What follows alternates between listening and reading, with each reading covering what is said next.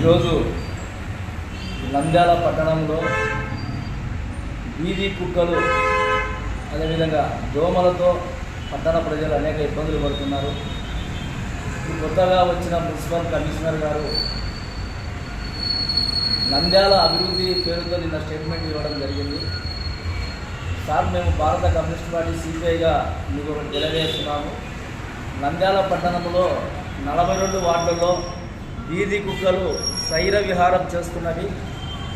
సన్నపిల్లలను విసర్జనరహితంగా కలిసి రోజుకు వచ్చేసి 5-6 మంది హాస్పిటల్కు పిల్లలను ఎత్తుకొని వాళ్ళ తల్లిదండ్రులు రావడం జరుగుతుంది. మరి మేము ఎన్నిసార్లు మున్సిపల్ అధికారులకు తెలియజేసినా కూడా ఏమాత్రం కూడా తూతు మంత్రంగా ఆ వీధులలో మీరు పేర్లు చెప్పండి, ఆ ఏరియాలో ఉండే చెప్పండి, మేము వస్తామని చెప్పి కొంతలేని సమాధానం చెప్తున్నారు.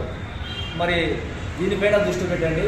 అదేవిధంగా పట్టణంలో ఉండే 42 వార్డులలో దోమలు విపరీతంగా వృద్ధి చెంది అక్కడ నివసించే ప్రజలను కుట్టి అంటురోగాల బారిన పడి విషజ్వరాలతో బాధపడుతున్నారు. మరి సమ్ ఏరియాలలో అయితే కూలీ నాలి చేసుకున్న ప్రజలు వారికి వచ్చే కొద్దిపాటి డబ్బులతో వారి పిల్లలు కానీ వాళ్ళు కానీ హాస్పిటల్లకు పోయి తగలేయడం జరుగుతుంది. మరి గవర్నమెంట్ హాస్పిటల్కి పోతే ఏమాత్రం కూడా పట్టించుకోరు. మరి ప్రైవేట్ హాస్పిటల్కి పోతే వేలకు వేలు మరి ఫీజుల పేరుతో దోపిడీ చేస్తున్నారు. మరి ఈ రకంగా పట్టణ ప్రజలు బాధపడుతున్నారు. మీరు వీటిపైన దృష్టి పెట్టి మరి అన్ని ఏరియాలలో పాగింగ్ చేసి దోమల నివారణ చర్యలు చేపట్టాలి. అదేవిధంగా నంద్యాల జిల్లా అయింది కానీ పట్టణంలో మరి పారిశుద్ధ్య కార్మికులు తక్కువ శాతంలో పనిచేస్తున్నారు.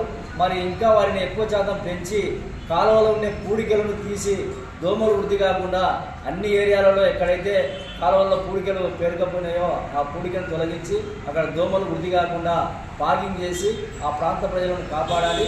మరి కుక్కలు కూడా మరి అన్ని ఏరియాలలో మన రాత్రుల్లో కూడా వారి ఇంటికి మన వెహికల్లో వాళ్ళ ఇళ్ళకు పోవాలన్నా కూడా మరి వారి ఎంటబడి వారి కింద పడి దెబ్బలు తగులుతున్నాయి.